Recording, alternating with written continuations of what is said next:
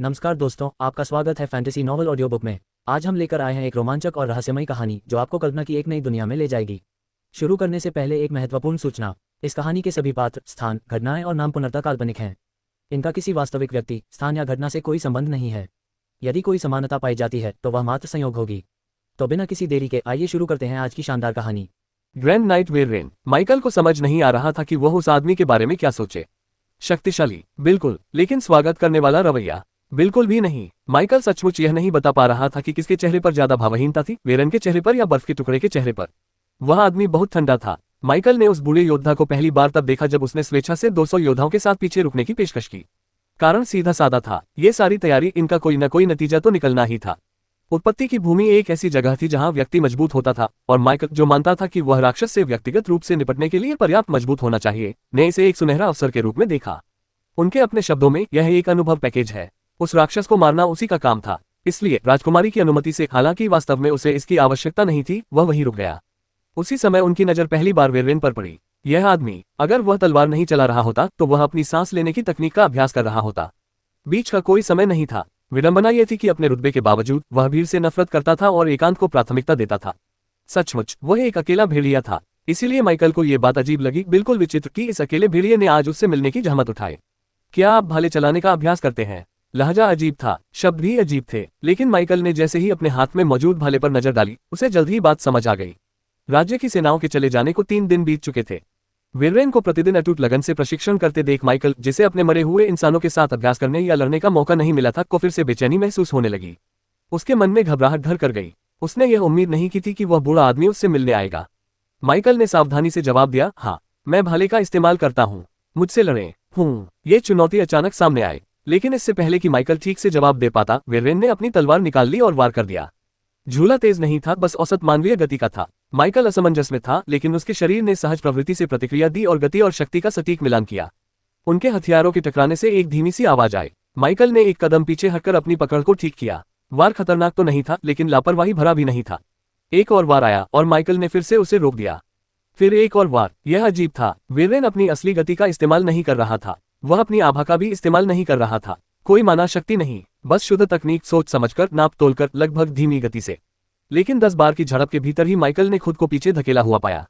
20 साल की उम्र तक आते आते उसे तालमेल बिठाने में मुश्किल होने लगी थी, और 30 साल की उम्र तक वेरेन ने उसे निहत्था कर दिया था। माइकल का भाला जमीन पर पड़ा था, आखिरी वार से उसकी उंगलियां सुन्न हो गई थीं। वह अविश्वास से देखता रहा। ऐसा नहीं होना चाहिए था, इतनी तेज गति से तो बिल्कुल नहीं, खासकर तब जब बूढ़ा आदमी खुद को इतना रोक रहा था। वेरेन ने पहले तो कुछ नहीं कहा, वह बस वहीं खड़ा रहा, तलवार बगल में झुकी हुई थी और उसकी निगाहें हमेशा की तरह माइकल पर टिकी हुई थी। फिर उसने भौहें चढ़ा ली। एक भाला चलाने वाला व्यक्ति जिसे अपनी दूरी को नियंत्रित करना नहीं आता। उनकी आवाज सपाट थी, लगभग चिढ़ भरी हुई, लापरवाही भरा, फिजूल खर्ची। माइकल अकड़ गया। उसने कुछ नहीं कहा, लेकिन उन शब्दों का गहरा असर हुआ। स्पार्टन और उन अन्य लोगों की बदौलत जिन्होंने माइकल के लिए प्रशिक्षण का काम किया, माइकल की भाला चलाने की कला उन्नत महारत से 30% से भी कम दूर थी। इससे हथियार के साथ आमने सामने की लड़ाई में उनकी क्षमता विशेष रूप से मजबूत हो गई। हालांकि इससे उन्हें अपनी कमियों का भी दर्दनाक एहसास हुआ। वह भाला चलाना तो जानता था, लेकिन उसका सही इस्तेमाल करना नहीं जानता था। यह ऐसा था जैसे ताकत तो हो, लेकिन यह न पता हो कि उसका प्रभावी ढंग से उपयोग कैसे किया जाए। जो लोग ऐसा कर सकते थे, उनके लिए एक मजबूत प्रतिद्वंद्वी के खिलाफ भी विशुद्ध कौशल और सटीकता के दम पर जीत संभव थी। यही फर्क था, और माइकल इसे जानता था। फिर भी उनके मन के एक हिस्से को वेरेन के शब्द पसंद नहीं आए, खासकर इतने सीधे और तिरस्कारपूर्ण रवैये के बाद तो बिल्कुल भी नहीं। एक तेज गति से माइकल ने जमीन से अपना भाला उठाया और वेरेन पर वार किया, अपने कौशल की पूरी ताकत उस हमले में लगा दी। वेरेन ने आसानी से बचाव किया, केवल सहजता ही नहीं बल्कि शालीनता भी। उसकी तलवार ने माइकल के भाले को एक सहज झटके से छुआ, मानो कोई शाखा गिरते पत्तों को झाड़ रही हो, उसी तरह वार को मोड़ दिया। माइकल की गति धीमी पड़ गई, उसका संतुलन बिगड़ गया, और वेरेन ने आगे बढ़कर अपनी तलवार का सपाट हिस्सा माइकल की छाती पर छू लिया। माइकल ने दांत पीसते हुए एक बार फिर हमला किया, इस बार अधिक सतर्क, अधिक सोची समझी रणनीति के साथ। एक छलावा, एक मोड़, एक नीचा वार। रोका गया, मोड़ा गया, पलटवार किया गया। हर मुकाबले में धातु की आवाज गूंज रही थी, लेकिन माइकल को किसी का भी फायदा नहीं हुआ। शक्ति बराबर थी, दोनों ने अपनी ताकत को एक मानक स्तर तक सीमित रखा, लेकिन तकनीक एक अलग ही मामला था। वेरेन की हर हरकत कुशल थी, उनकी हर गतिविधि न्यूनतम लेकिन उद्देश्यपूर्ण थी। इसके विपरीत माइकल को एहसास हुआ कि वह कितनी अधिक अनावश्यक हलचल का इस्तेमाल करता है, उसके फुटवर्क में कितने अनावश्यक कदम शामिल होते हैं, और हमलों के बीच के कुछ मिलीसेकंड में वह कितनी बार खुद को असुरक्षित छोड़ देता है। क्यों? वे बल का प्रयोग समान स्तर पर कर रहे थे, प्रतिबंध भी समान थे, लेकिन वह उस पर काबू नहीं पा सका, उसे छू भी नहीं सका। क्या उसकी तलवारबाजी इतनी बेहतर है? वह जानता था कि वीरेन ताकतवर है, लेकिन ये कुछ और ही था। ये सिर्फ तकनीक का अंतर नहीं था, ये समझदारी भरा कदम था। तलवार चलाने में उनकी महारत इतनी परिष्कृत थी कि जब वे खुद को रोक रहे थे तब भी ऐसा लगता था मानो वे किसी पहाड़ी पर चढ़ रहे हों। यह विचार अचानक उसके मन में आया, क्या वह एडवांस्ड मास्टरी के स्तर पर है? नहीं। संभावना बनते ही माइकल की आंखें थोड़ी चौड़ी हो गईं। इससे दूरी नियंत्रण की व्याख्या हो जाएगी। निर्दोष बदलाव, दमनकारी लय, इससे भी बढ़कर यह उस भावना की व्याख्या करेगा। बातचीत के दौरान ऐसे क्षण भी आए जब वेरवेन को हिलने डुलने की भी जरूरत नहीं पड़ी, जहां माइकल ने कुछ मीटर की दूरी से ही उसके इरादे को भांप लिया था। एक हल्का दबाव जिसने उसे प्रहार करने से पहले हिचकिचाने पर मजबूर कर दिया। वेरवेन अचानक रुक गया और माइकल भी उसके पीछे पीछे रुक गया। स्पीयरमैनशिप में आपने स्पष्ट रूप से बड़ी उपलब्धि हासिल कर ली है, लेकिन यह इतनी अपरिष्कृत क्यों है? बड़ी उपलब्धि? क्या यहाँ इसे ही मध्यवर्ती दक्षता कहते हैं? माइकल के चेहरे पर पल भर के लिए भ्रम का भाव झलका, लेकिन वेरवेन ने इसे देख लिया। कहीं ऐसा तो नहीं कि तुम्हें अपने कौशल के स्तर का भी अंदाजा नहीं है? माइकल ने कोई जवाब नहीं दिया। सौभाग्य से या दुर्भाग्य से ऐसा प्रतीत हुआ कि वेरेन पढ़ाने के मूड में आ गए थे। उन्होंने स्पष्ट शब्दों में कहा, प्रवेश, छोटी सफलता, बड़ी उपलब्धि, परिपूर्णता और परिवर्तन। इन 5 चरणों में से आप तीसरे चरण में हैं। वह ऐसे बोल रहा था मानो वह दुनिया का सबसे स्पष्ट तथ्य बता रहा हो। दुर्भाग्यवश जो बात उसे स्पष्ट थी वह माइकल को उतनी स्पष्ट नहीं थी। जादू टोने के मामले में चरण में आगे बढ़ने का मतलब आमतौर पर अधिक नियंत्रण प्राप्त करना होता है, लेकिन हथियार चलाने वालों के लिए प्रत्येक चरण एक रूपांतरण होता है। अंततः क्षेत्र ही अप्रासंगिक हो जाता है। शुरुआती दौर वह होता है जब आप हथियार चलाना सीख रहे होते हैं, गलतियां कर रहे होते हैं और यह पता लगा रहे होते हैं कि क्या काम करता है। वेरवेन ने अपनी बात जारी रखते हुए कहा और अपनी तलवार को अपने कंधे पर टिकाते हुए थोड़ा पीछे हट गए। छोटी सफलता तब होती है जब आपकी चालें आकार लेने लगती हैं, जब आपने जो सीखा है वह वास्तविक युद्ध में उपयोगी हो जाता है। आप अंधाधुंध वार करना बंद कर देते हैं और इरादे के साथ लड़ना शुरू कर देते हैं। माइकल की आंखें सोच में डूब गईं। यह तो बिल्कुल वैसा ही है जिसे मैं हमेशा से बुनियादी महारत मानता आया हूँ। Basic, intermediate, advance, perfect. तो क्या महान उपलब्धि यहाँ मध्यवर्ती श्रेणी में आती है? वेरवेन ने आगे कहा, महान उपलब्धि तब होती है जब आपका हथियार अब आपको नियंत्रित नहीं करता। आपके वार सधे हुए होते हैं। आप जागरूकता और सटीकता के साथ आगे बढ़ते हैं। आप अपने हथियार को समझने लगते हैं, सिर्फ उसे चलाने के बजाय। माइकल अब वहीं था, या कम से कम उसे वहीं होना चाहिए था। वेरवेन ने कहा, परिपूर्णता वह है जब सहज प्रवृत्ति और इरादा आपस में मिल जाते हैं। हर हरकत कुशल होती है, कोई झिझक नहीं होती। भला विचार का विस्तार बन जाता है। आपका शरीर बिना किसी सचेत प्रयास के उसका अनुसरण करता है। और रूपांतरण? माइकल ने धीमी आवाज में पूछा। तभी वेरवेन की निगाहें तेज हुई। हथियार सिर्फ एक हथियार नहीं रह जाता, वह एक सत्य बन जाता है, एक अवधारणा। उस अवस्था में उच्च कोटि के लोग भी तुम्हारा सामना करने से हिचकिचाएंगे, क्योंकि कौशल शक्ति से कहीं अधिक महत्वपूर्ण होता है। बेशक सत्ता का होना बेहतर है, परम शक्ति आज भी एक महत्वपूर्ण चीज है। तुम ताकतवर हो, लेकिन बिना निपुणता की ताकत सिर्फ व्यर्थ की क्षमता है। अगली बार मुझसे सही तरीके से लड़ो, अपने भले से, अपने अहंकार से नहीं। माइकल ने घूम भरा, फिर भी उसके मन में कहीं न कहीं संदेह बना हुआ था।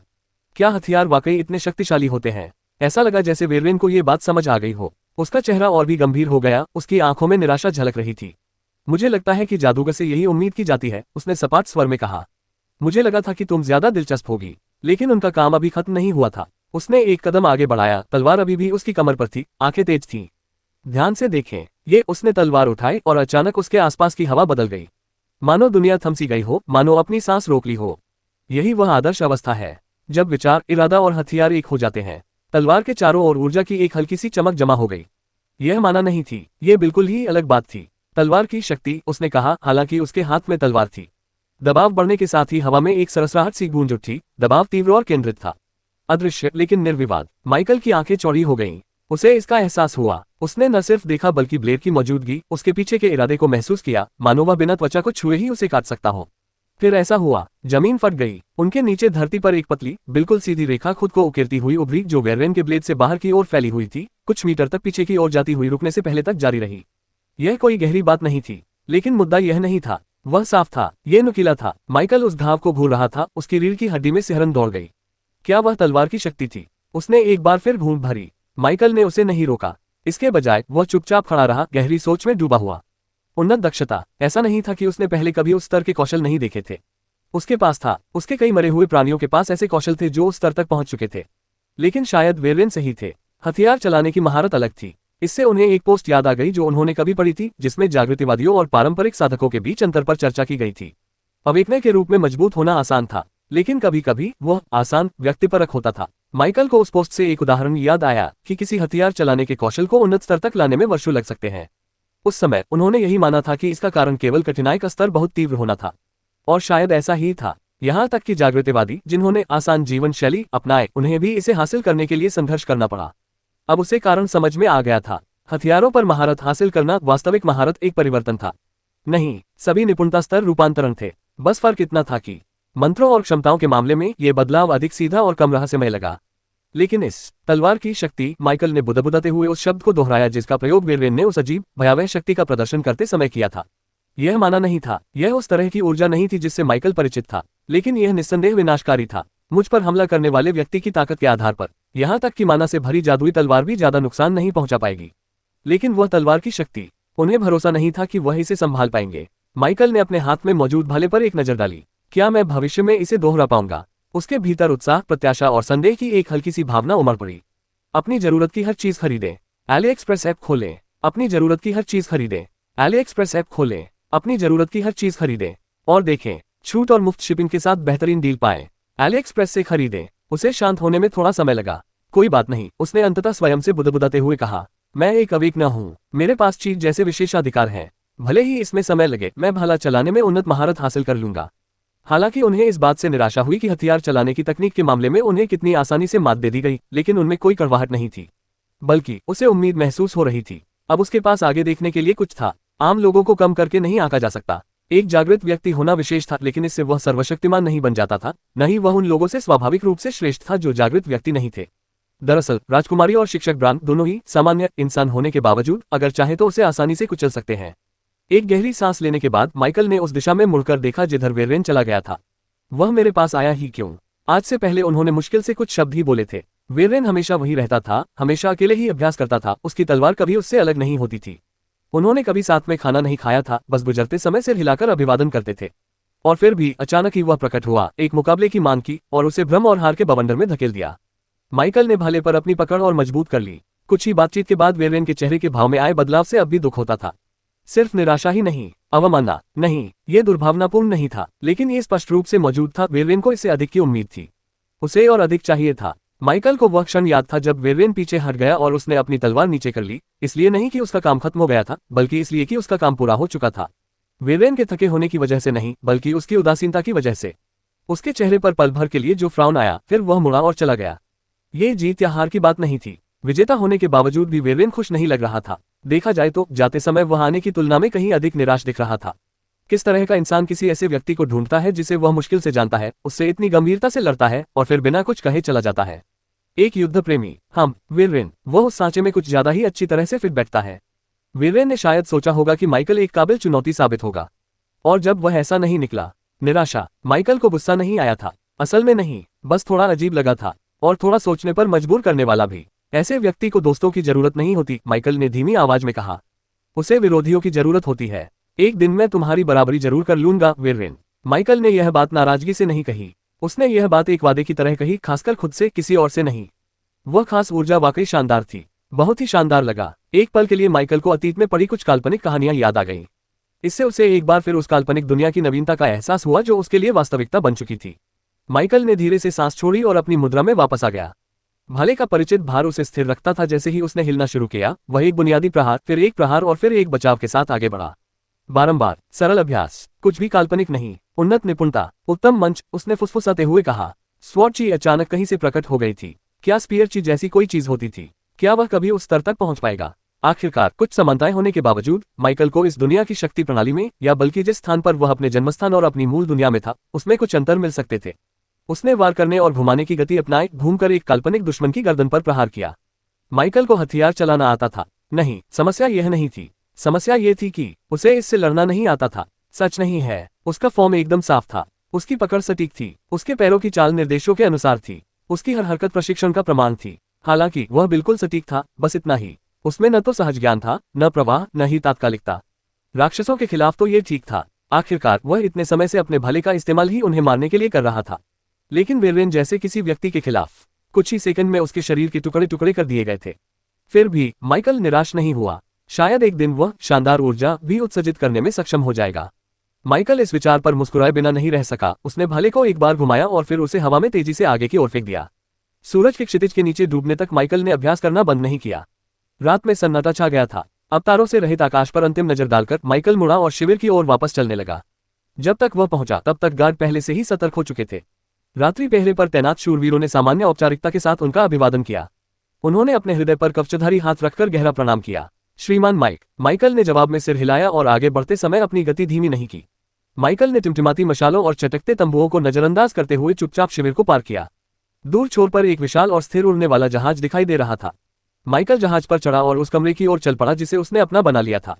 गलियारा धुंधला था, उसके जूतों के नीचे फर्श की लकड़ियां चरमरा रही थीं। जब वह अंदर आया तो उसने लालटेन जलाने की जहमत भी नहीं उठाई। अभी तक उस राक्षस का कोई सुराग नहीं मिला। माइकल ने मुट्ठी कसते हुए सोचा। अब 1 सप्ताह से अधिक समय बीत चुका था, कुछ नहीं। माइकल ये बात मानना नहीं चाहता था, लेकिन उसका धैर्य अब खत्म हो रहा था। वह उस राक्षस को मरा हुआ देखना चाहता था। इस दुनिया में यही एक घटना थी जिसने उसे सचमुच झकझोर दिया था, न केवल इसकी तीव्रता के कारण बल्कि इससे उत्पन्न हुई अनुभूति के कारण भी। हालांकि वह हमेशा के लिए इंतजार नहीं कर सकता था। एवरमून के ड्यूक बनने की प्रतियोगिता जल्द ही शुरू होने वाली थी। उसे एक समझौता पूरा करना था। अब उसकी तैयारी करने का समय आ गया है। लेकिन जाने से पहले माइकल ने सोचा कि उसे एक आखिरी बार थोड़ा घूमकर जाना चाहिए। खंडहर, इस दुनिया में उनका पहला स्थान, वह स्थान जहां उसकी पहली मुलाकात उस राक्षस से हुई थी। ये जंगल के बहुत अंदर नहीं था, बल्कि उसके वर्तमान स्थान से काफी दूर था।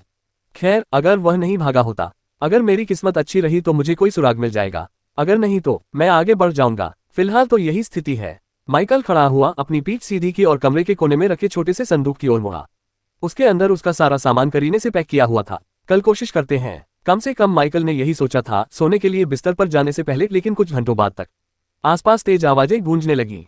पब फ्यूचर एड्स। ध्यान कर रहे माइकल तुरंत उठे और अपने कमरे से निकलकर उड़ने वाले जहाज के सबसे ऊपरी डेक की ओर दौड़ पड़े। वहां उसने इसे देखा। दूर कहीं राक्षसों की एक लहर जहाज की ओर बढ़ रही थी। कितने लोग थे माइकल को पता नहीं था, लेकिन वह कसम खाकर कह सकता था कि उनकी संख्या सैकड़ों में थी। जो आवाजें उसने अभी सुनी थी वे उन शूरवीरों की थी जो पहले से ही राक्षसों से लड़ रहे थे। लेकिन सैकड़ों जानवरों से घिरे 200 शूरवीरों का दृश्य भयावह था। सबसे बुरी बात यह थी कि माइकल को वेरेन कहीं भी नजर नहीं आया। क्या वह उस राक्षस को ढूंढने गया था? माइकल के मन में यही एकमात्र तर्कसंगत विचार आया। इस बारे में विचार करते हुए भी उन्होंने तुरंत कार्रवाई की। उसने हाथ के इशारे से उड़ते हुए जहाज के ऊपर कई बार अनडेड समनिंग का प्रयोग किया। कुछ मरे हुए प्राणी अंधेरे द्वारों से उठे। हालांकि अगर माइकल की सेना से परिचित किसी व्यक्ति ने उसके चयन को देखा होता तो वे भ्रमित हो जाते। उसने केवल अपने मानव मृतकों को ही बुलाया था, जिनमें स्पार्टन भी शामिल थे। स्पार्टन शैली समझ में आने वाली थी, ये शक्तिशाली थी, लेकिन माइकल ने अपने मूल संसार में आयामी दरारों में शिकारी संघ के कार्यों और अपने अकेले शिकार के बदौलत बहुत सारे मानव मरे हुए प्राणियों को प्राप्त कर लिया था। वे बिल्कुल भी कमजोर नहीं थे। फिर भी क्या उसे अपने सबसे शक्तिशाली मरे हुए प्राणियों को नहीं बुलाना चाहिए? उनके साथ उस विशाल लहर से निपटना कहीं ज्यादा आसान होता। लेकिन इस अत्यावश्यकता के बावजूद माइकल आगे की सोच रहा था। एक बात तो अब स्पष्ट हो गई थी कि राक्षस गायब नहीं हुआ था। राक्षसों के शरीर पर दिखाई देने वाले काले तंतुओं से यह बात स्पष्ट थी। हालांकि जिस तरह से उसने अब हमला करने का फैसला किया जब यहाँ राज्य की सेना सबसे कमजोर स्थिति में थी, उससे पता चलता है कि वह सही समय की प्रतीक्षा में समय ले रहा था। बेशक माइकल गलत हो सकता था, लेकिन उसने सोचा कि अगर वह अभी अपनी सारी शक्ति दिखा दे तो कौन कह सकता है कि राक्षस भाग नहीं जाएगा। इसके सुराग ढूंढने में ही इतना समय लग गया था। माइकल इसे दोबारा खोना नहीं चाहता था। कवच पहने और भाले, धनुष और अन्य कई हथियारों से लैस अपने उच्च पदस्थ मानव मरे हुओं की ओर मुड़कर देखते हुए माइकल ने अपना आदेश दिया।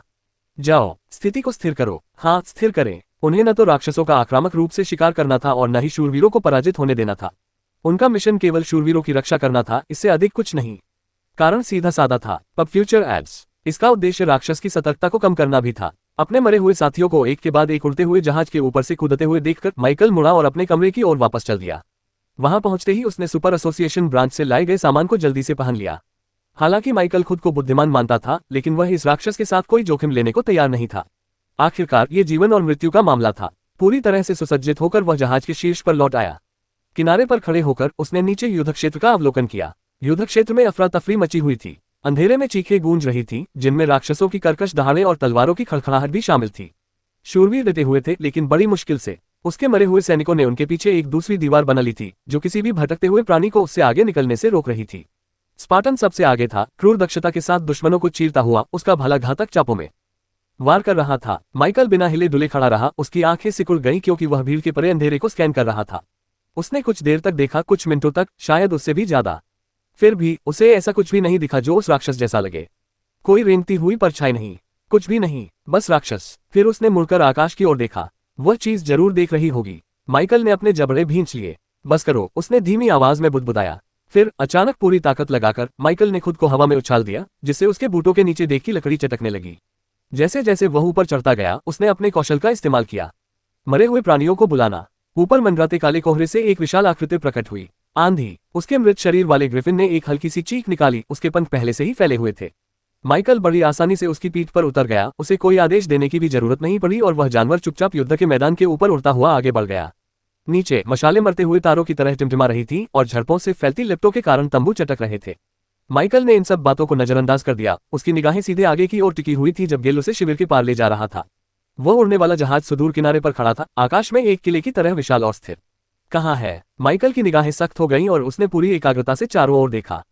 खटाक, क्लैंग, बूम। तेज हवा के बीच अचानक एक आवाज सुनाई दी। माइकल ने अपना सिर तेजी से घुमाया। पूर्व दिशा में बहुत दूर पेड़ों के ऊबड़ खाबड़ टीले के ठीक परे अंधेरे आवरण के बीच प्रकाश की झिलमिलाहट अनियमित रूप से नाच रही थी। परछाइयां अनियमित झटकों के साथ तेजी से बदल रही थीं। जंगल के इतने अंदर तक कोई मशाल नहीं थी, न ही कोई आग जल रही थी। वहां कुछ घट रहा था। गेल ने उसके आदेश पर अपनी गति धीमी कर दी और एक बार चक्कर लगाया, जबकि माइकल ने अपनी आंखें सिकोड़ ली। रात के सन्नाटे में एक और जोरदार धमाके की आवाज गूंज उठी।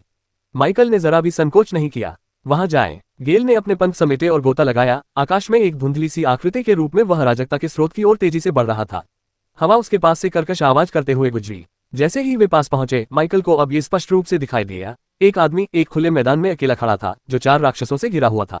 ये वीरेन था। अंधेरे में योद्धा की तलवार लहराती हुई, चांदी की लकीरें बनाती हुई, पंजे, कवच और छाया से टकराए। वह कुशलता और सहजता से आगे बढ़ा। हालांकि एक छोटी सी समस्या थी, वीरेन की संख्या कम थी। राक्षसों के उस समूह का कुछ हिस्सा भी उसके लिए थोड़ी परेशानी का कारण बनता प्रतीत होता है। उन राक्षसों में से 2 मोटे चमड़ी वाले, भारी भरकम और क्रूर प्राणी थे।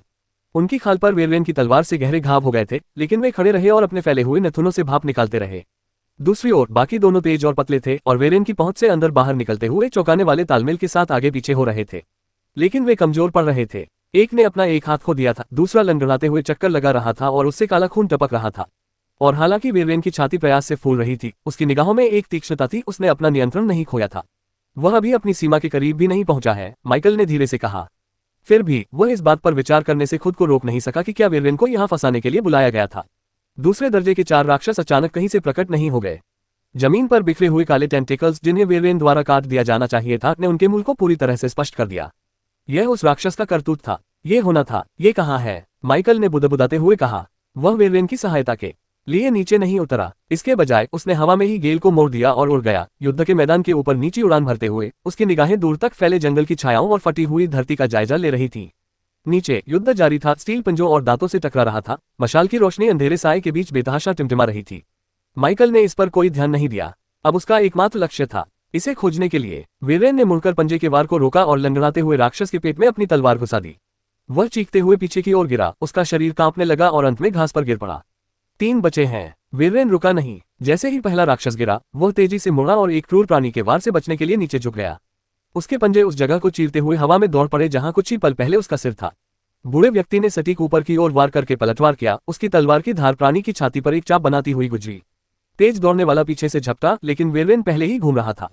उसकी एड़ी जमीन में धंस गई, जिससे धूल उड़ गई। जैसे ही उसने अपनी तलवार को नीचे किया, फिर उसे तिरछे वार में ऊपर की ओर घुमाया, जिसने जानवर के बचे हुए पैर को चीर दिया। वह धड़ाम से जमीन पर गिर पड़ा। वीरेन की सांसें तेज होती गईं, लेकिन उसका शरीर जरा भी विचलित नहीं हुआ। उनका रुख अटल रहा। उस दरिंदे ने फिर से हमला कर दिया। वीरेन की निगाहें तेज हो गईं। उसकी तलवार से भनभनाहट की आवाज आने लगी। हर धड़कन के साथ वह धीमी आवाज तेज होती गई और उसके आसपास की हवा में गूंजने लगी। ब्लेड के किनारे पर सफेद रोशनी की हल्की हल्की लकीरें झिलमिला रही थीं, मानो धुंध के धागे केंद्र की ओर एकत्रित हो रहे हों। फिर वह हिल गया। 1 कदम, 2। वह हमलावर राक्षस की बाह के नीचे से निकला, अपना पैर जमाया और एक साफ सहज गति से ऊपर की ओर प्रहार किया। तलवार की ऊर्जा अर्धचंद्राकार रेखा। ब्लेड से प्रकाश की किरण फूट पड़ी। एक चमकदार चाप उस दरिंदे के धड़ को चीरता हुआ, हड्डी और मांस को साफ सुथरा चीरता हुआ निकल गया। टक्कर के कारण वह प्राणी टूटी हुई गुड़िया की तरह पीछे की ओर उछल गया। यह एक पेड़ से टकराया, उसे बीच से तोड़ दिया और फिर दोबारा खड़ा नहीं हो सका। यह इरादे का वह क्षेत्र था जो एकदम सही समय पर सामने आया। धारक के इरादे का दृष्टिकोण था। बचा हुआ राक्षस जम गया, लेकिन वीरेन नहीं रुके। तलवार को ऊपर उठाते ही उसका बायां पैर पीछे की ओर फिसल गया और प्रकाश पहले से कहीं अधिक तीव्र हो गया। उसका पूरा शरीर मानो चमक रहा था, मानो कोई तारा मांस और इस्पात में सिमट गया हो। राक्षस ने हमला कर दिया। वीरेन ने सांस छोड़ी। Sword QE, final cut. जैसे ही ये शब्द उसके मुंह से निकले, उसके नीचे की जमीन फट गई। वह पहले से भी तेज गति से आगे बढ़ा। उसका पूरा शरीर गति के एक धुंधलेपन में तब्दील हो गया। तलवार एक ही विनाशकारी प्रहार में नीचे आए और राक्षस को कंधे से कूल्हे तक 2 हिस्सों में बांट दिया। रात के अंधेरे में काला खून फैल गया और वह जानवर गिर पड़ा। खुले मैदान में फिर से सन्नाटा छा गया। वीरेन स्थिर खड़ा था, तलवार नीचे की ओर थी, उसकी चमकती धार से भाप निकल रही थी। फिर उसने सांस छोड़ी, परिश्रम के कारण उसका शरीर थोड़ा कांप रहा था। हालांकि जैसे ही वीरेन अपनी जगह से हिलने वाला था, वह रुका और एक विशेष दिशा की ओर मुड़ गया। उसके चेहरे पर एक सच्ची मुस्कान फैल गई। हाँ, ये तो बढ़िया है, अगर चाहो तो और ला सकते हो। सालों से मैंने ठीक से वार्म अप नहीं किया है। दूर क्षितिज पर, लेकिन फिर भी उसकी पैनी दृष्टि के दायरे में वीरेन ने एक राक्षस को पास आते हुए देखा। उसकी आभा उन चारों की तुलना में कहीं अधिक शक्तिशाली थी जिन्हें उसने अभी अभी मारा था। लेकिन उस बूढ़े योद्धा के लिए, जो मानता था कि तलवार से जिया गया जीवन तलवार से ही समाप्त होना चाहिए, एक अधिक शक्तिशाली शत्रु किसी आशीर्वाद से कम नहीं था। आखिरकार केवल वही चुनौती जिसका सामना करने में उसे पसीना बहाना पड़े, वही चुनौती उसके लिए सार्थक थी।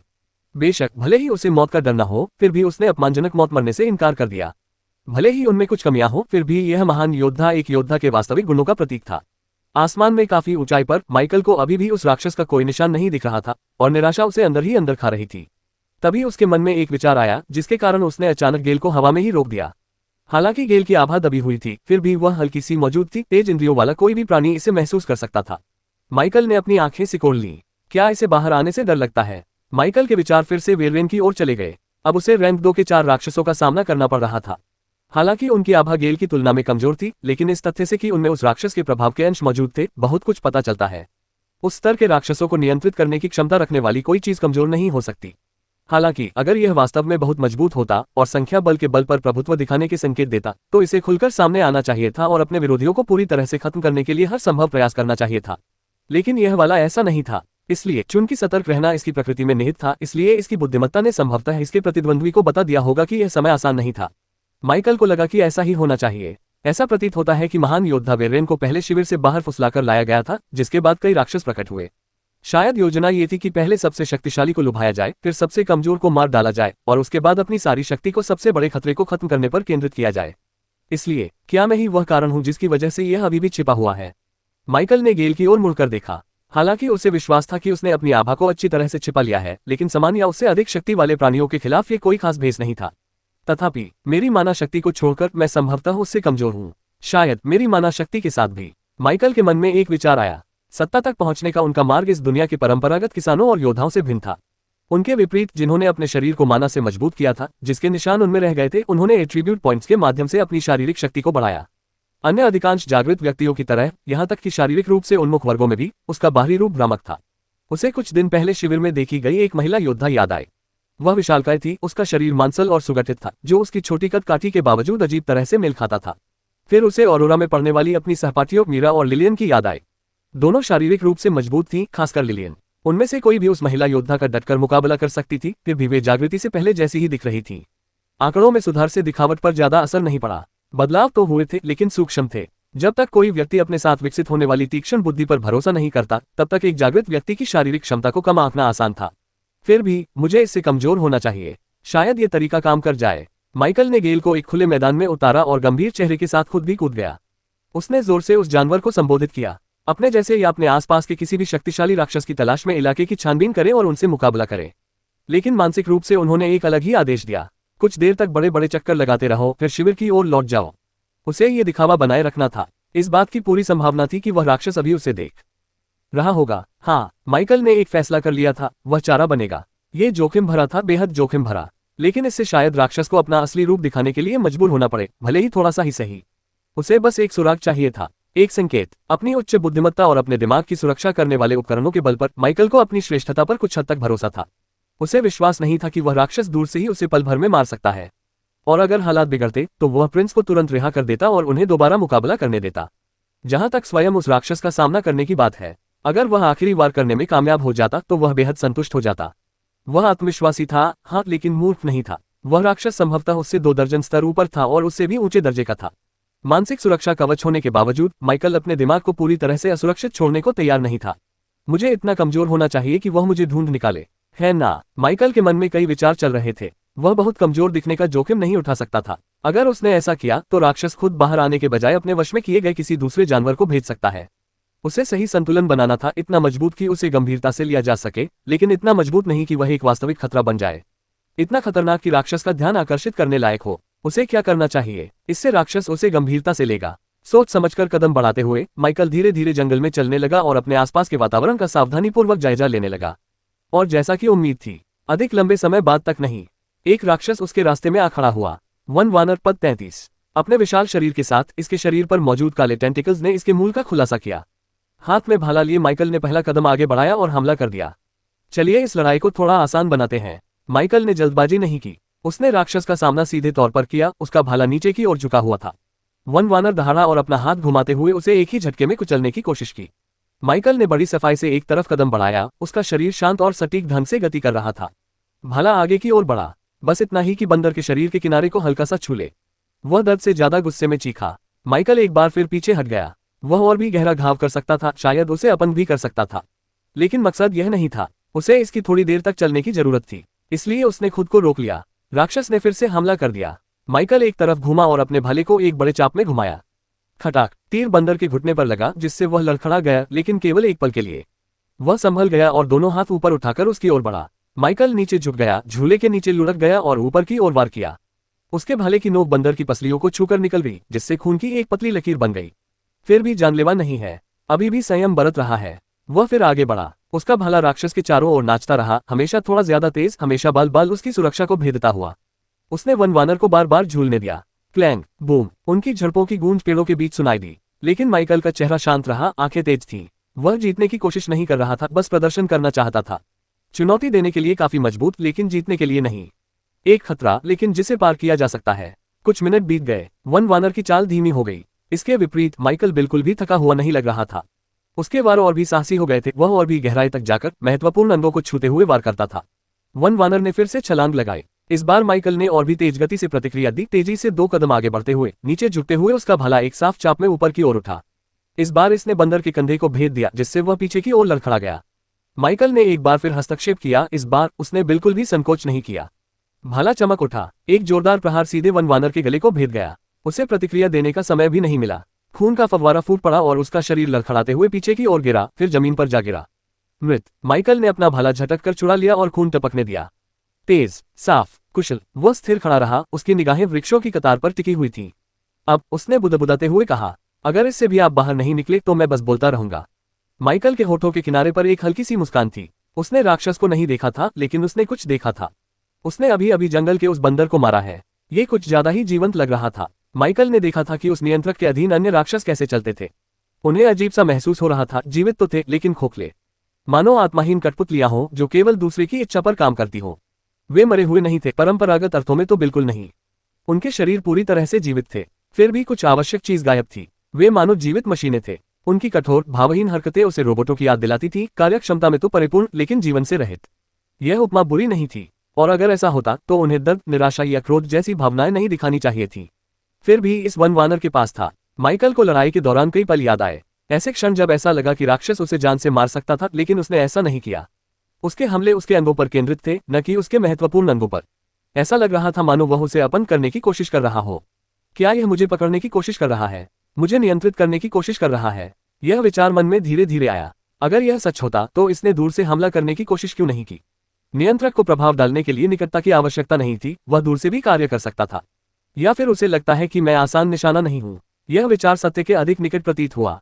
माइकल ने अपने दिमाग पर कई परतों वाली सुरक्षा कवच बना रखी थी। एक ऐसा मानसिक कवच जो खास तौर पर इसी तरह के राक्षसों के लिए बनाया गया था। लेकिन एक राक्षस को यह कैसे पता चलेगा? वीरेन पर शारीरिक हमला हुआ था, मानसिक नहीं, और मेरी बुद्धि उससे कहीं अधिक है।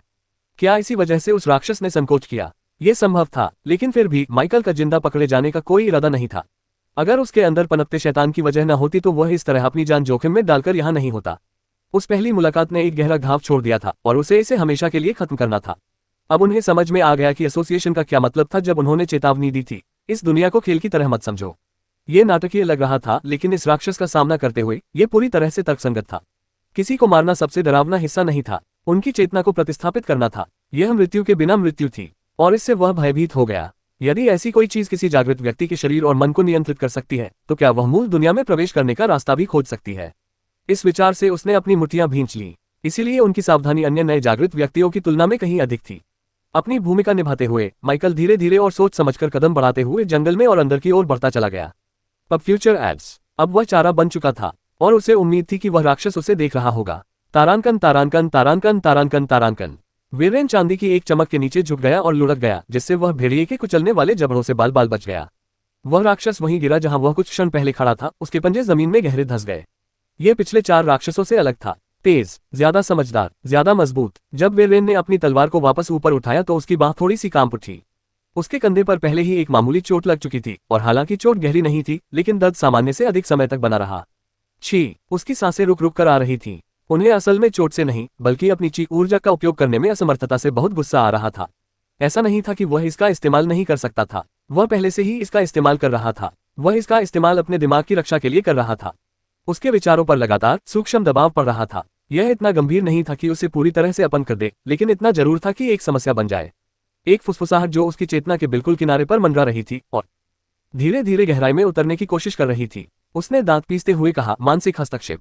उद्धरण चिन्ह। राज्य की गोपनीय युद्ध रिपोर्टों के अनुसार यह उस राक्षस का काम था जिसकी वे तलाश कर रहे थे। इस समय वीरेन एक आम योद्धा की तरह लड़ रहा था। वह अब भी मजबूत था, बस पहले जैसा नहीं। जानवर ने एक और हमले के लिए अपने पिछले पैरों को मोड़ा और वीरेन ने ठीक समय पर रक्षात्मक मुद्रा अपना ली। भेड़िया उछल पड़ा। वीरेन ने उसका डटकर सामना किया। उसकी तलवार एक तीखे चाप में ऊपर की ओर चमक उठी। धार ने प्रहार किया, लेकिन मांसपेशियों में केवल हल्की सी खरोंच ही आए। वह दैत्य हवा में ही घूम गया और अपने पूरे वजन के साथ उस पर जा गिरा। उफ, वे जमीन पर गिर पड़े। वीरेन ने झटके को सहते हुए अपनी सहज प्रवृत्ति के चलते अपना घुटना ऊपर उठाकर उस जानवर को लात मारकर दूर कर दिया, इससे पहले कि वह अपने दांत गड़ा पाता। वह सीने में तेज उछाल के साथ सीधा खड़ा हो गया। फिर भी पर्याप्त नहीं था, उसे और अधिक शक्ति की आवश्यकता थी। लेकिन अपनी ची ऊर्जा का आह्वान करने का मतलब था अपने दिमाग को उजागर करना, और इसका मतलब था कि जो कुछ भी अंदर आने की कोशिश कर रहा था उसे जोखिम में डालना। वह इसे महसूस कर सकता था, जैसे उसकी आंखों के पीछे दबाव हो, प्रतीक्षा कर रहा हो, कमजोरी की तलाश में हो। यह तो सरासर बेतुका है, उसने गुस्से से कहा। एक हाथ पीछे बांध कर लड़ना। भेड़िया दर्द से अप्रभावित होकर और करीब आता चला गया। वीरेन ने उस पर 2 बार चाकू से वार किया, 3 बार उसे काटा, और फिर भी वह चीज ऐसे हिल रही थी जैसे अभी अभी घायल हुई हो। उसके घावों से ठीक से खून भी नहीं निकला। वीरेन ने अपनी पकड़ को समायोजित किया। उसकी उंगलियां तलवार के मुठ पर और कस गईं। उनका रुख दृढ़ था, वह अपनी सतर्कता कम नहीं कर सकता था, एक पल के लिए भी नहीं। भेड़िए ने फिर से हमला कर दिया। वीरेन की तलवार बीच में ही पंजों से टकरा गई, जिससे उसके हाथ में तेज झटका लगा। जब लोहे की हड्डी से टक्कर हुई तो चिंगारियां उड़ उठी। राक्षस गुर्राया और अथक बल के साथ आगे बढ़ा। वीरेन पीछे की ओर खिसक गया, उसके जूते मिट्टी पर घिसट रहे थे। बस करो, वो गुर्राया। उसकी सांस थम गई। एक ही सांस अंदर लेना। उसने अपनी ऊर्जा को एकत्रित किया और उसे अपनी तलवार में संघनित कर लिया। ये जोखिम भरा था, एक पल के लिए भी मानसिक सुरक्षा को छोड़ना आपदा को न्योता देने जैसा था। लेकिन अगर उसने इसे अभी खत्म नहीं किया तो उसकी आंखें तेज हो गईं, दुनिया नीरस हो गई। उसकी नजरों में सिर्फ भेड़िया ही रह गया था। अंतिम कट। जैसे ही उसने कदम रखा, तलवार शक्ति से गूंज उठी। उसने अपने सिर में उठ रही चीख को नजरअंदाज कर दिया, क्योंकि जैसे ही उसकी सुरक्षा ध्वस्त हुई, मानसिक दबाव बढ़ गया। एक कदम, एक सिंगल स्लैश। तलवार ऊपर की ओर उठी और कमर से कंधे तक एक पूर्ण ऊपर की ओर चाप बनाते हुए राक्षस को चीर गई। एक पल के लिए कुछ नहीं हुआ, फिर भेड़िया जम गया। उसके अंग ब्रह्म में फड़फड़ाने लगे, मानो वह अपनी ही मौत से हैरान हो गया हो। एक सेकंड बाद ही वह ढह गया, लगभग पूरी तरह से 2 हिस्सों में बंट गया। वीरेन ने गहरी सांस छोड़ी और लड़खड़ाते हुए एक घुटने पर गिर पड़ा। इसका तुरंत ही उल्टा असर हुआ। फुसफुसाहट वापस आने पर उसने अपना सिर पकड़ लिया। अब वह और भी तेज थी, मानो कोई लहर उसे डुबाने की कोशिश कर रही हो। पर्याप्त। उसके मन में फिर से ऊर्जा का प्रवाह उमड़ आया। दबाव इतना कम हो गया कि वह फिर से सांस ले सके। धत्तेरी की। वीरेन ब्लेड उसके हाथ में कांप रहा था। यह महज एक लड़ाई नहीं थी, यह मनोवैज्ञानिक युद्ध था। अब भी वह इसके दुष्परिणामों को महसूस कर सकता था, मानो उसके दिमाग पर कोई चिकनी चीज मल दी गई हो। इतना गहरा नहीं कि उसे पूरी तरह नियंत्रित कर सके, लेकिन इतना जरूर कि उसे झकझोर दे। उसने भेड़िए के शव की ओर देखा तक नहीं। मैं ऐसा नहीं करना चाहता था। इसके बजाय वो मुड़ा और दर्द, थकावट और मानसिक धुंध को पार करते हुए तेजी से भागा। शिविर ज्यादा दूर नहीं था, उसे वापस लौटना था, फिर से संगठित होना था। लगातार अपने दिमाग को बचाते हुए लड़ना टिकाऊ नहीं था। उसने इसके लिए प्रशिक्षण नहीं लिया था। इस तरह की लड़ाइयां आनंददायक नहीं थी। वीरेन ने अपने जबड़े को भींच लिया और लगातार बने रहने वाले सिरदर्द को दूर करने की कोशिश की। छोटे बच्चों का हालचाल पूछना बेहतर था। तारांकन तारांकन तारांकन तारांकन तारांकन तारांकन तारांकन। माइकल ने जैसे ही अपना शरीर नीचे की ओर मोड़ा, उसका भाला हवा में सीटी बजाता हुआ निकला। उसने एक राक्षस के पैरों को नीचे से हटा दिया और फिर हथियार के पिछले हिस्से को दूसरे के पेट में घुसा दिया। तीसरा प्राणी, आंखों पर हड्डियों की प्लेटें लगी हुई एक भयानक सुअर जैसी आकृति वाला जानवर, चीखते हुए उस पर झपटा। वह जरा भी नहीं हिचका। इसके बजाय उसने घूमकर भाले को एक पूर्ण चाप में ऊपर उठाया। तलवार ने जानवर के कंधे में गहरा घाव किया, इतना गहरा नहीं कि वह मर जाए, लेकिन उसे धीमा करने के लिए काफी था। एक साथ 3, उसने बुदबुदाते हुए पहले राक्षस के पलटवार से बचने के लिए नीचे झुकते हुए कहा। तुम और भी साहसी होते जा रहे हो। वे दोबारा आए, इस बार अधिक समन्वित तरीके से। माइकल एक प्रेत की तरह चलता था, हर कदम सोच समझकर, हर हमला नापा तुला। एक हल्की सी चोट लगने से माइकल दर्द से कराह उठा, उसकी पसलियों में हल्का सा दर्द फैल गया। उसने गति का फायदा उठाते हुए घूमकर अपना भाला उसके गले के आर पार कर दिया। एक गड़गड़ाहट, फिर बेहोशी। 2 बचे हैं। एक ने झपट्टा मारा, ये तो बहुत स्पष्ट था। माइकल एक तरफ हट गया और उसके पैरों पर वार किया, फिर अपने भले की धार को नीचे की ओर मारकर उसे जंगल की जमीन पर जकड़ दिया। तीसरे ने एक पल के लिए हिचकिचाया, बस एक क्षण के लिए। एक क्षणिक जागरूकता जो वहां नहीं होनी चाहिए थी। माइकल की आंखें सिकुड़ गईं। उसकी मानसिक क्षमता फिर से सक्रिय हो गई। उसके दिमाग के पिछले हिस्से में एक तीखी गूंज सुनाई दी, एक चेतावनी संकेत, कई ऐसे मंत्रों में से एक जो उसे बाहरी प्रभावों से बचाने के लिए बनाए गए थे। ये 2 बार भड़क उठा, फिर एक धीमी स्थिर धड़कन शुरू हो गई। यह मुझे देख रहा है। यह कोई अनुमान नहीं था, वह जानता था। उसने आखिरी राक्षस की निगाहों से मुलाकात की। उसका सिर एक तरफ झुक गया, बस थोड़ा सा, फिर उसने हमला किया। माइकल लगातार और निरंतर गति से आगे बढ़ता रहा। उसने सीधे उस प्राणी का सामना किया, अपने भाले के पिछले हिस्से को उसके पैरों में घुसा दिया और अपने घुटने को उसके जबड़े में घुसा दिया। माइकल ने दिल पर सटीक वार करके आखिरी राक्षस का अंत कर दिया, फिर अपना भाला वापस खींच लिया, जिससे शरीर ढेर हो गया। हालांकि माइकल के कुछ प्रतिक्रिया करने से ठीक पहले उसके कान में पहनी हुई दोनों बालियों से अचानक एक चकाचौंध कर देने वाली रोशनी निकली। उन्हें तुरंत उनका विवरण याद आ गया। सायरन की इको इयरिंग्स, वे शक्तिशाली दुर्लभ श्रेणी के उपकरण थे। इन्हें पहनने पर ये मानसिक व्यवधान को लगातार कम करते हैं और पहनने वाले के शरीर से मानसिक दबाव को दूर करते हैं। साथ ही ये मानसिक स्पष्टता को भी बढ़ाते हैं, जिससे मंत्रों का जाप करने वालों की गति में वृद्धि होती है। लेकिन सबसे महत्वपूर्ण बात यह थी कि उनके पास एक ऐसा मानसिक कवच था जो सीधे उच्च स्तरीय मानसिक हमले को रोकने में सक्षम था। एक बार सक्रिय होने के बाद ढाल को रिचार्ज होने में 7 दिन लगेंगे। उन्हें हासिल करने में उन्हें 10 लाख से अधिक रुपये खर्च करने पड़े थे। अब समस्या यह नहीं थी। असली मुद्दा सीधा साधा था। शील्ड अभी अभी सक्रिय हुई थी, जिसका मतलब था कि जो भी उसे देख रहा था उसने अभी अभी हमला कर दिया था। पूरी ताकत। उसे लगा कि उसने अपनी सतर्कता कम कर दी है। यह एहसास होते ही माइकल का खून जम गया, लेकिन इससे पहले कि वह डर को समझ पाता, एक और आवाज ने उसके होश उड़ा दिए। एक गर्जना, फिर एक और एक और। शिविर की दिशा से, घने जंगल से, हर कहीं से माइकल का सिर एक खास जगह की ओर घूम गया, जहां से सबसे तेज दहाड़ आ रही थी। एक ऐसी दिशा जहां की हवा भी कांप रही थी, मानो जानलेवा इरादे से भरी हुई हो। क्या तुम यहीं छिपे हो? यह सिर्फ एक जीव नहीं था, यह एक झुंड था। दर्जनों राक्षस एक साथ दहाड़ रहे थे। उसके दिमाग में विचारों का तेजी से आदान प्रदान होने लगा। क्या सायरन के इको इयरिंग्स का कोई नकारात्मक प्रभाव होता है? उसे पता नहीं था। फिर भी माइकल स्तब्ध नहीं रहा। उसके मन में विचारों की बाढ़ आ गई, लेकिन उसके हाथ उससे भी तेजी से चलने लगे। उसने दोनों हाथ फैला दिए। ऊर्जा के एक प्रवाह के साथ उसने अधोलोक से राजकुमार और शिविर से गेल को बुलाया। 2 जादुई घेरे अचानक जीवंत हो उठे और उनमें से प्रत्येक से उसके मरे हुए प्राणी प्रकट हुए।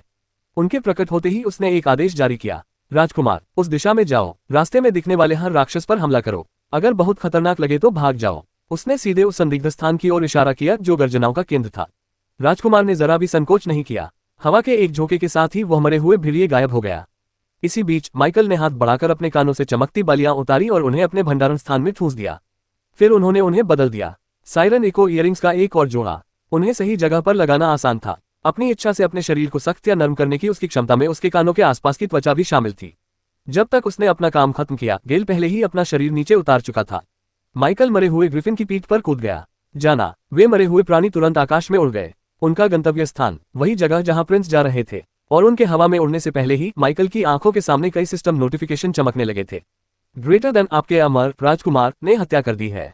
पलक झपकते ही माइकल को अपनी मंजिल तक पहुंचने में ज्यादा समय नहीं लगा, और वहीं उसने उसे देख लिया। उसके नीचे एक विशाल खुला मैदान फैला हुआ था जो चांदनी में नहाया हुआ था। रात के आकाश के नीचे दृश्य लगभग अवास्तविक लग रहा था, मानो किसी बुरे सपने से निकला हो। मैदान में बड़ी संख्या में राक्षस मौजूद थे, वे सभी रैंक 2 के थे।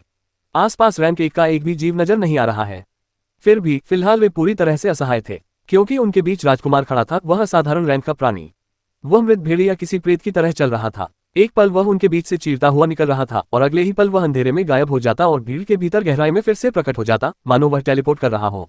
जहां भी प्रिंस नजर आते, लोग अकड़ कर खड़े हो जाते। काली मोटी लताएं अविश्वसनीय गति से धरती से फूट पड़ी, चाबुक की तरह मुड़ती और झटकती रहीं।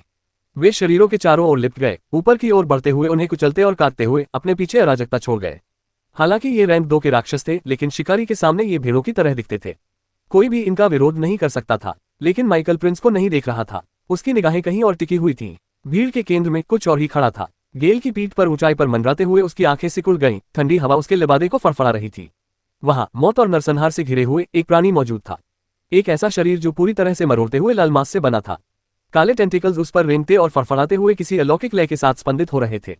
माइकल ने गहरी सांस ली और उसे नीचे की ओर देखने लगा। उसके दिल की धड़कन थोड़ी तेज हो गई। उस क्षण वह इस बात को याद किए बिना नहीं रह सका कि जादूगलियान ने उस प्राणी की उत्पत्ति जानने के बाद उसे क्या नाम दिया था। वर्जित, उसने धीमी आवाज में वह शब्द कहा। यह निश्चित रूप से एक वर्जित विषय था, ऐसी चीज जिसका अस्तित्व ही नहीं होना चाहिए। अगले ही पल माइकल को फिर से वही एहसास हुआ। एक नजर, तुरंत ही उसके कानों में पहनी दोनों बालियां एक बार फिर तेज रोशनी से जगमगा उठी। उसे 2 बार सोचने की जरूरत नहीं थी। धत्तेरे की, ये कमीना कहीं का। गर्जन गर्जन गर्जन। एक बार फिर जंगल में कई तेज गर्जनाएं गूंजी, जिससे पेड़ों की चोटियां कांप उठी। इसमें कोई शक नहीं था, राक्षस ने एक बार फिर उस पर मानसिक रूप से हमला करने की कोशिश की थी। पहले असफल प्रयास के बाद कुछ लोग इसे मूर्खतापूर्ण कह सकते हैं, कुछ अन्य लोग ये तर्क दे सकते हैं कि ऐसा नहीं था। आखिर उसे कैसे पता चलता कि माइकल के पास उच्च श्रेणी की मानसिक सुरक्षा की 2 जोड़ियां हैं। उस प्राणी का भय चरम पर पहुंच गया। उसने तुरंत अपने विचार वापस ले लिए। माइकल के दिमाग से इस तरह पीछे हट गया जैसे कोई जला हुआ जानवर आग से पीछे हटता है। माइकल को यह बात नहीं पता थी कि वह राक्षस उसे पहचानता था। ऐसा क्यों नहीं हो सकता? एक लंबी प्राचीन नींद से जागने के बाद वह लगभग उसका पहला भोजन बन ही गया था। उस जानवर के लिए दुर्भाग्य की बात यह थी कि वह न केवल उसे खा नहीं पाया, बल्कि उस पर अजीब निर्दयी चींटियों ने हमला कर दिया और उसे घायल कर दिया, जो उसके प्रभाव से अप्रभावित प्रतीत होती थी। तो हाँ, माइकल सही था। उस राक्षस की नजर उस पर थी, लेकिन ये सिर्फ उसकी ताकत, कौशल या खतरे की वजह से नहीं था। यह व्यक्तिगत मामला था। जैसे ही माइकल अचानक हुए मानसिक हमले पर प्रतिक्रिया करने और पीछे हटने ही वाला था, लाल मांस के एक विशालकाय ढेर से कई बड़े काले टेंटिकल्स निकले और भाले की तरह उसकी ओर बढ़े। दूर से एक भेड़िए की दहाड़ गूंजी, जिसके बाद उतनी ही ताकतवर कई और दहाड़ों की आवाजें सुनाई दी। शोर से जमीन हिल उठी, लेकिन माइकल के पास नीचे क्या हो रहा था उस पर ध्यान देने का समय नहीं था। शॉप एवरीथिंग यू नीड, सीमो। Shop everything you need, open AliExpress app. Shop everything you need, सीमो। Shop everything you need, open AliExpress app. Gale, उसका अमर ग्रिफिन, ने तुरंत प्रतिक्रिया दी। आने वाली लताओं से बचते हुए उसने अपने पंख चौड़े कर लिए और आकाश में और ऊपर उड़ गया। माइकल ने कसकर पकड़ रखा था। संतुलन बनाए रखने के लिए उसे काफी मशक्कत करनी पड़ी, क्योंकि एक और टेंटिकल कुछ इंच की दूरी से उसके पास से गुजरा। उन्हें यह भी समझ नहीं आ रहा था कि वे इतनी ऊंचाई तक कैसे पहुंच गए। लेकिन जादुई दुनिया में सामान्य ज्ञान हमेशा सामान्य नहीं होता था, या इससे भी बुरा, सामान्य ज्ञान किसे माना जाता था, ये पूरी तरह से इस बात पर निर्भर करता था कि आप किससे पूछते हैं। सौभाग्यवश उनकी पहुंच सीमित थी। कुछ बचाव संबंधी दांव पेच के बाद गेल इतनी ऊंचाई पर चढ़ गया कि वह सुरक्षित रूप से सीमा से बाहर हो गया। लेकिन माइकल का इरादा सिर्फ पीछे हटने का नहीं था। आंधी, उसका अमर वाहन तुरंत प्रतिक्रिया करते हुए हवा में घूम गया और नीचे रेंगते हुए टेंटिकल्स की और हवा के ब्लेड की बौछार कर दी। कई शरीर आर पार कट गए थे। घावों से तारकोल की तरह काला मवाद बह रहा था। तभी माइकल ने मौन आदेश दिया और युद्ध क्षेत्र से दूर हट गया। गेल ने अपने विशाल पंख फड़फड़ाए और उसे अराजकता से दूर एक सुनसान खुले मैदान में ले गया। धीरे से उतरते ही माइकल नीचे कूद गया और पीछे मुड़ गया। उसकी निगाहें उस दिशा पर टिकी थी जहां से वे अभी अभी बचकर निकले थे। उसके चेहरे पर तनाव और चिंता के भाव थे, लेकिन उस चिंता के नीचे उसका दिल कुछ और ही धड़क रहा था। उत्तेजना। हालांकि उस भयानक राक्षस से शक्ति की आभा निकल रही थी और उसकी क्षमताओं ने उसे लगभग चौंका दिया था, लेकिन उससे निकलने वाला दबाव प्रिंस या गेल द्वारा उत्सर्जित दबाव से अधिक मजबूत नहीं लग रहा था। इसका मतलब 2 बातों में से एक हो सकता था। या तो वह उसके मरे हुए प्राणियों की तुलना में निचले स्तर का प्राणी था, या फिर उच्च स्तर का, लेकिन उसकी नस्लीय श्रेणी साधारण नहीं थी। प्रिंस और गेल के विपरीत, जो दोनों एक सितारा साधारण श्रेणी के प्राणी थे, दोनों ही स्थिति में यह उतना भयावह नहीं था जितना उसे याद था। जो बातें कभी उनके विचारों को सताती थी और भय का कारण बनती थी, अब उतनी भयावह नहीं लगती थी। यह अंतर, ये बदलाव माइकल के लिए सब कुछ था। उन्हें काफी समय से इस बात का संदेह था, लेकिन अब इसे स्वयं देखने से उन्हें वास्तविक विश्वास प्राप्त हुआ। बेशक इसका मतलब यह नहीं था कि वह वापस जाकर अकेले ही उस चीज का सामना करेगा। बिल्कुल नहीं, वह अब भी मूर्ख नहीं था। उसके पास सायरन की इको इयरिंग्स के अलावा भी मानसिक सुरक्षा के अन्य उपकरण थे, लेकिन अगर उनमें से सबसे अच्छे उपकरण को भी सक्रिय होने के लिए मजबूर किया जा सकता था, तो उन पर भरोसा करना ऐसी चीज नहीं थी जिस पर वह अपनी जान दांव पर लगाने को तैयार था। लेकिन वह डरकर पीछे हटने वाला नहीं था। उसके इंटरफेस पर और भी कई सूचनाएं चमकने लगीं, जिससे उसकी दृष्टि चौंधिया गई। तुम्हारे अमर राजकुमार ने हत्या कर दी है। आपको लाभ हुआ है। तुम्हारे अमर राजकुमार ने हत्या कर दी है। आपको लाभ हुआ है। माइकल की आंखें चमक उठीं। भले ही मैं उस राक्षस का सीधे सामना न कर सकूं, लेकिन किसी ने यह नहीं कहा कि मैं दूसरों का शिकार नहीं कर सकता। वह मुस्कुराया। उसकी आवाज धीमी और रोमांच से भरी थी। ये सभी अनुभव के भंडार थे जो इधर उधर घूम रहे थे, और उनमें से अधिकतर उसके स्तर से कहीं ऊपर थे, इसलिए वह व्यावहारिक रूप से महसूस कर सकता था कि गुणक जुड़ते जा रहे हैं। उसके मन में पहले से ही संदेह पैदा हो चुका था, और अब हर हत्या की सूचना के साथ ये संदेह और भी मजबूत होता जा रहा था। शायद मैं सचमुच ऐसा कर पाऊंगा, उसने फुसफुसाते हुए कहा। उसकी धड़कनें तेज हो रही थी। उसने हाथ के इशारे से अपनी और भी मरे हुए सैनिकों की सेना को बुला लिया। लकी, शुरुआत, लिली, और एक अचानक आया गोलियत। एक मजबूत टीम। एक चौड़ी उत्साहित मुस्कान के साथ वह गेल की ओर मुड़ा। जाओ, हमारे अनुभव समूह में हलचल मचाओ। मेरा मतलब है, बॉस को थोड़ा परेशान करो। ध्यान रखना कि वह ज्यादा आरामदेह स्थिति में न आ जाए। ग्रिफिन चीखा और एक बार फिर युद्ध के मैदान की ओर दौड़ पड़ा। माइकल ने अपने बाकी बचे हुए मरे हुए साथियों की ओर रुख किया। चलो पेशाब करने चलते हैं दोस्तों। तारानकन तारानकन तारानकन तारानकन तारानकन तारानकन तारानकन तारानकन तारानकन। माइकल ने तीनों गोलियतों को आगे बढ़ने दिया और खुद मैदान के किनारे अकेला खड़ा रहा। वह हिला तक नहीं, अभी नहीं। कुछ पल बीत गए। उसके शरीर से धीरे धीरे इस बात का एहसास गायब हो गया कि कोई उसे देख रहा है, जैसे भोर के साथ कोई परछाई मिट जाती है। उसने अपनी आंखें सिकोड़ लीं। राक्षस पीछे हट गया था, या अधिक सटीक रूप से कहें तो अब उसके लिए उस पर ध्यान केंद्रित करना संभव नहीं था। नजर हटते ही माइकल युद्ध के मैदान की ओर दौड़ पड़ा। पलक झपकते ही माइकल उस स्थान पर पहुंच गया। जंगल में सन्नाटा नामुमकिन था। जंगल में अफरा तफरी मच गई, दहाड़े, चीखें, टहनियों के टूटने की आवाजें और हवा में जादू की तीखी गूंज सुनाई दे रही थी। उसे ये देखने की जरूरत नहीं थी कि लड़ाई कितनी तीव्र हो चुकी है। वातावरण में तनाव बहुत अधिक था, मृत्यु और शक्ति से भरा हुआ। लेकिन उन्होंने तुरंत हस्तक्षेप नहीं किया। इसके बजाय वह छाया में छिपा रहा, एक मोटी शाखा पर दुबका हुआ। लिली और बिगिनिंग अपने विशालकाय रूपों में युद्ध में शामिल हो गए थे, ऐसे विशालकाय दानव जो मनुष्यों के बीच अर्धदेवताओं की तरह विचरण करते थे। वे युद्ध के मैदान में ऐसे फैल गए जैसे वयस्क लोग शरारती पालतू जानवरों को भगा रहे हों। उनके अंगों के हर वार से पेड़ चकनाचूर हो जाते और राक्षस उनके नीचे कुचल जाते। तीसरा गोलियत भी कुछ अलग नहीं था, उसकी विशाल भुजाएं निर्मम दक्षता के साथ दुश्मनों को चीर देती थीं। उस अफरा तफरी के बीच लकी बिल्कुल प्रिंस की तरह हिंसा का एक धुंधला रूप था। वह इधर उधर तेजी से दौड़ रहा था, पंजों, नुकीले दांतों और लहराती लताओं का एक बवंडर। ऊपर आसमान में तेज हवाओं ने एक के बाद एक तूफान ला दिया। विनाशकारी ओले ऐसे बरस रहे थे मानो ईश्वरीय दंड हो। इस तरह के हमले के सामने यह कोई आश्चर्य की बात नहीं थी कि भ्रष्ट राक्षस माइकल पर ध्यान केंद्रित क्यों नहीं कर सका। उसे अपना बचाव करना था। के खिलाफ खुद का बचाव करने के लिए संघर्ष कर रहे उस राक्षस को घूरते हुए माइकल के चेहरे पर संदेह का एक अंश दिखाई दिया। उस मरे हुए ग्रिफिन के सामने वह राक्षस कमजोर लग रहा था। गेल के हमले को झेलने के लिए उसने अपने उड़ने वाले सहायक जीवों, जो मुश्किल से ही कुछ कर पाते थे, की बलि देने तक का सहारा लिया था। ऐसा लगता है कि गेल अकेले ही इसे हराने के लिए काफी है, बशर्ते उसे पर्याप्त समय मिले। माइकल ने आंखें सिकुड़ते हुए बुदबुदाया। लेकिन तभी उनके मन में एक नया विचार आया जिससे उनकी धड़कन तेज हो गई। यदि उनके स्वामी की मृत्यु हो जाए तो नियंत्रित राक्षसों का क्या होगा? उनमें स्वयं की कोई चेतना नहीं थी, वे केवल उस वस्तु की इच्छा के अधीन कठपुतली मात्र थे। लेकिन अगर वह इच्छाशक्ति गायब हो जाए, अगर उन्हें नियंत्रित करने के लिए कुछ भी ना बचे, तो क्या वे बेजान, गतिहीन, खोखले शरीर नहीं बन जाएंगे? क्या वे मेरे लिए शिकार करने के आसान लक्ष्य नहीं बन जाएंगे? तर्क तो सही था, कम से कम ऐसा ही प्रतीत होता था। फिर भी संदेह बना रहा। लेकिन माइकल ने उस शंका को अपने रास्ते में रुकावट नहीं बनने दिया। वह अवसर मिलने पर हिचकिचाने वालों में से नहीं था। पानी गंदा होने से मैं अपना जाल फेंकना बंद नहीं करूंगा, उसने बुदबुदाते हुए कहा। लेकिन मुझे इसमें तेजी लानी होगी। उसने एक गहरी सांस ली। मैं प्रिंस को गेल की मदद के लिए भेजूंगा। वह जितनी जल्दी मर जाए उतना ही अच्छा है, चाहे इसके लिए मुझे कुछ अनुभव अंत गंवाने पड़े या नहीं। एक पल भी बर्बाद किए बिना उसने आदेश दे दिया। कुछ ही पलों बाद जंगल की गहराई में मन को नियंत्रित करने वाले एक तंबूनुमा राक्षस को अचानक घबराहट का दौरा पड़ा। वह भेड़िया जिसने हमेशा उसे नजरअंदाज किया था, वह भेड़िया जो भयानक होने के बावजूद दूरी बनाए रखता था, अब जान से मारने के इरादे से उसकी ओर दौड़ रहा था। इसे समझ नहीं आया। उसे बस इतना पता था कि उसकी स्थिति खराब से कहीं ज्यादा खराब हो गई थी। पेड़ों की कतार से लाल रंग की धुंधली सी लताएं और लहराती हुई हरी बेलें फूट पड़ी। राजकुमार, गेल के लगातार तेज हवाओं के हमलों से भ्रष्ट राक्षस अभी ठीक से तालमेल बिठाना शुरू ही कर रहा था कि तभी भेड़िए से दुष्वप्न में परिवर्तित हुए उस जीव ने उसके पार्श्व भाग पर हमला कर दिया। प्रिंस ने समय बर्बाद नहीं किया। उसकी लताएं कुंडली मारे हुए सांपों की तरह सभी दिशाओं में फैल गईं। बिजली की गड़गड़ाहट जैसी दहाड़ के साथ प्रिंस ने उन्हें विचित्र सटीकता के साथ निर्देशित किया। प्रत्येक लता मलबे, राक्षसों और टूटी हुई जड़ों के बीच घूमती और मुड़ती हुई सही जगह पर प्रहार करने के लिए आगे बढ़ी। सबसे पहले तो जानवरों के चारों ओर मौजूद उनके सेवकों को ही नुकसान उठाना पड़ा। उन्हें प्रतिक्रिया करने का मौका भी नहीं मिला। एक एक करके लताएं उन्हें ढूंढती गईं। पियर्सिंग, बेहद दिलचस्प, फाड़ना। कुछ लोग वहीं कुचल गए, उनके शरीर दबाव के कारण कागज की तरह मुड़ गए।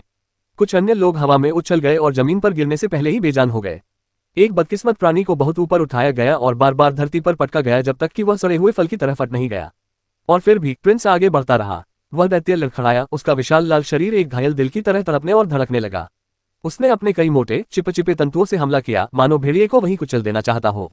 लेकिन प्रिंस तेज था, बहुत तेज। जैसे ही टेंटिकल्स नीचे उतरे, लताएं कवच की तरह उसके चारों ओर लिपट गईं, उसे जमीन से काफी ऊपर उठा लिया और उसे सुरक्षित स्थान पर खींच लिया। उसी समय कई अन्य लताएं आगे बढ़ी और हमलावर शाखाओं में से दो को उनकी धड़कती नसों के बीच से सीधे छेद दिया। काला द्रव हवा में फैल गया और जमीन पर गिरने पर एक फुफकार जैसी आवाज निकली। फिर आंधी आ गई। वह मृत ग्रिफिन तूफानों के देवता की तरह ऊपर चक्कर लगा रहा था। उसके पंख हल्के हरे रंग से चमक रहे थे। एक ऐसी चीख के साथ जिसने आकाश को चीर दिया, उसने उन्हें एक बार पीटा और एक तूफान को बुला लिया। हवा के झोंके तेज धार वाले ब्लेड की तरह नीचे की ओर तेजी से आ रहे थे। वे युद्ध क्षेत्र में प्रकृति के प्रकोप की तरह तबाही मचाते हुए आगे बढ़े। और भी कई तंतु नीचे गिरे जो गोलाबारी से कटकर अलग हो गए। उसने पीछे हटने की कोशिश की, अपने बचे हुए साथियों का इस्तेमाल करके खुद को बचाने की कोशिश की, लेकिन प्रिंस की लताओं ने हरे रंग का एक विशाल जाल बुन दिया जिससे भागने के सभी रास्ते बंद हो गए। जब भी वह विशालकाय जीव अपना वजन हिलाता, एक लता उसे स्थिर रखने के लिए आगे की ओर झटकी लगाती। प्रिंस नहीं रुके। वह नुकीले दांत दिखाते हुए लताओं के घूमते हुए चक्रवात की तरह अंदर घुस आया। गेल नीचे झपट्टा मारा, हवा उसके पंजों के चारों ओर ड्रिल की तरह घूम रही थी। जैसे ही राजकुमार ने खुद को अलग किया, उसने वार किया और खुले घावों पर इतनी ताकत से वार किया कि मांस और मांसपेशियां फट गईं। और अधिक मवाद बाहर निकला जो हवा के संपर्क में आते ही भाप बनकर उड़ने लगा। राक्षस की चीख सुनाई दी। इसका मुंह नहीं था, फिर भी ये तेज आवाजें निकाल सकता था। ये बिखर रहा था। ये सचमुच एक वर्जित विषय है।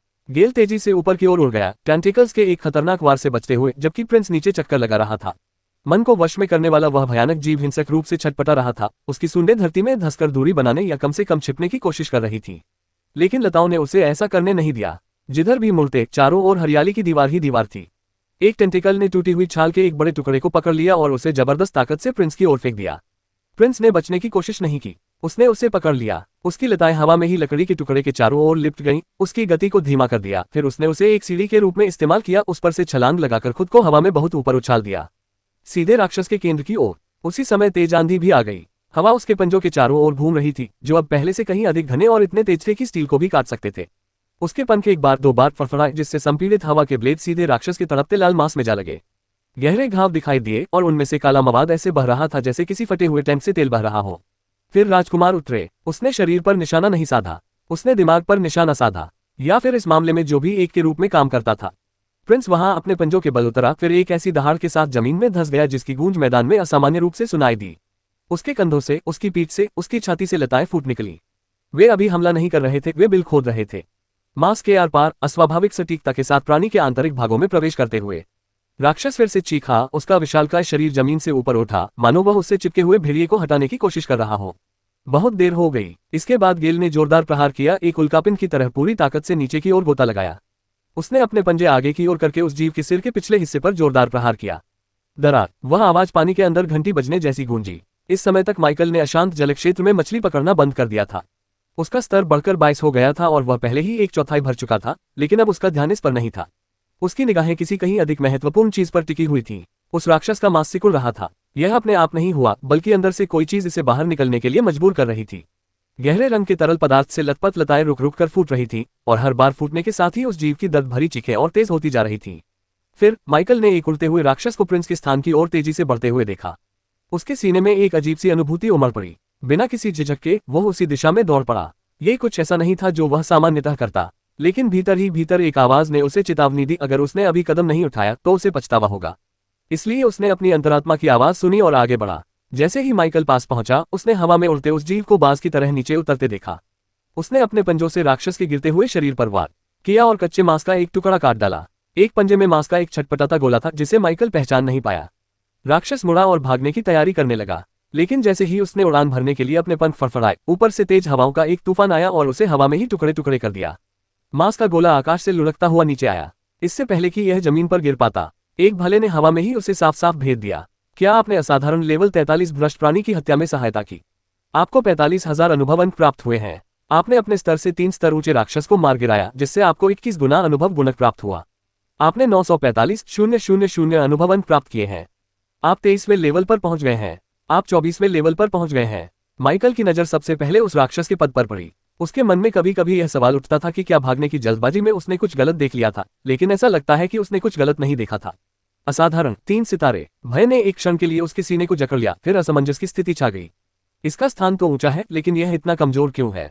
जागृति के बाद तरोताजा हुआ उसका पुराना रूप ऐसा कहने की हिम्मत कभी नहीं करता, लेकिन आज का माइकल ऐसा कह सकता था। वह परिपक्व हो चुका था। उसने निर्णय लेने की शक्ति प्राप्त कर ली थी। उस तरह की रेस रैंक के साथ उस राक्षस की क्षमता ने उसे मजबूती से टियर 3 में स्थापित कर दिया, जो राजाओं का क्षेत्र है।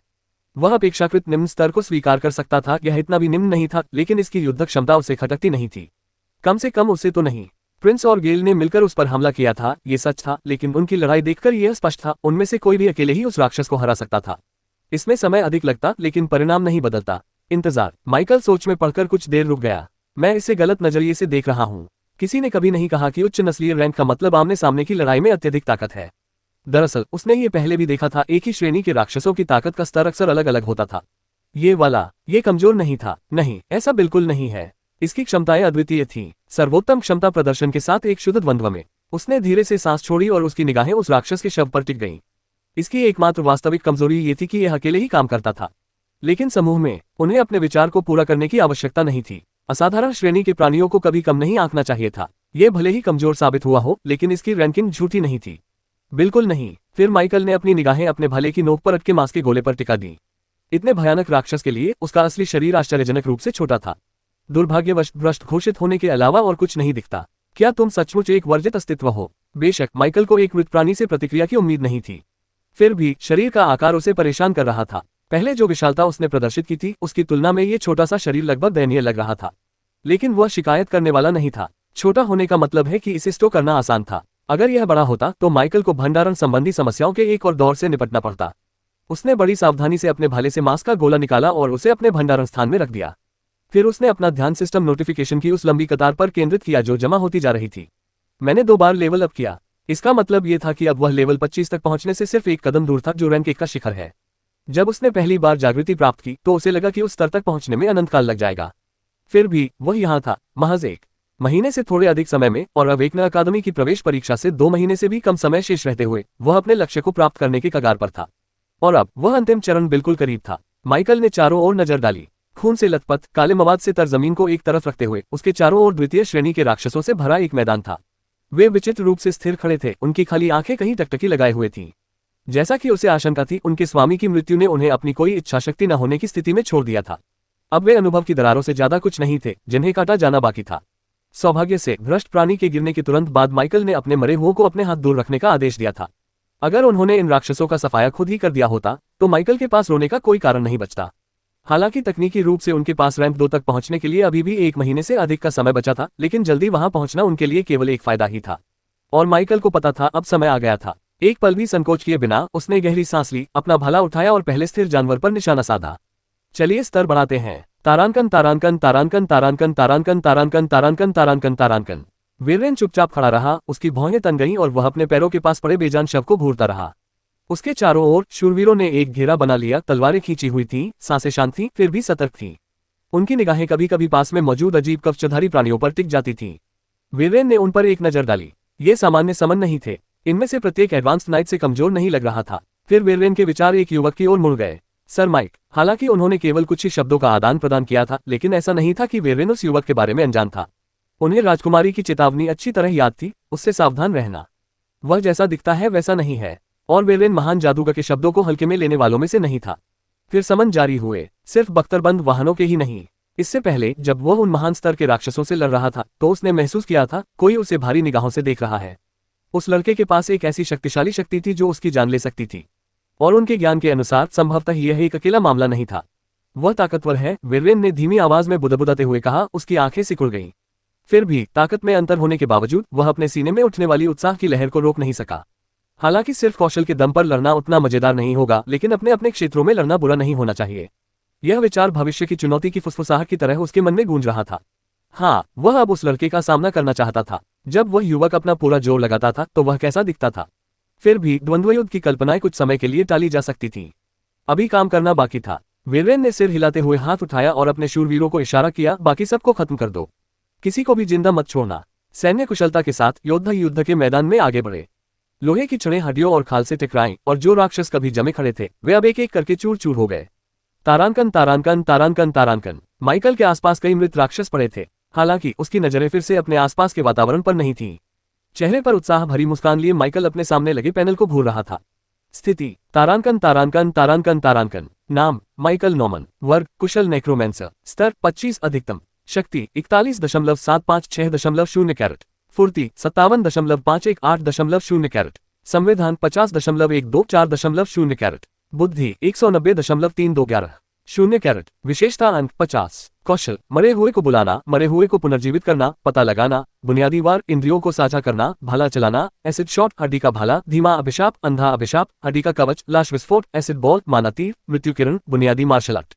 प्रतिभा अनंत विकास। Class skill contract slot 105/125। उपहार उत्पत्ति का चिन्ह,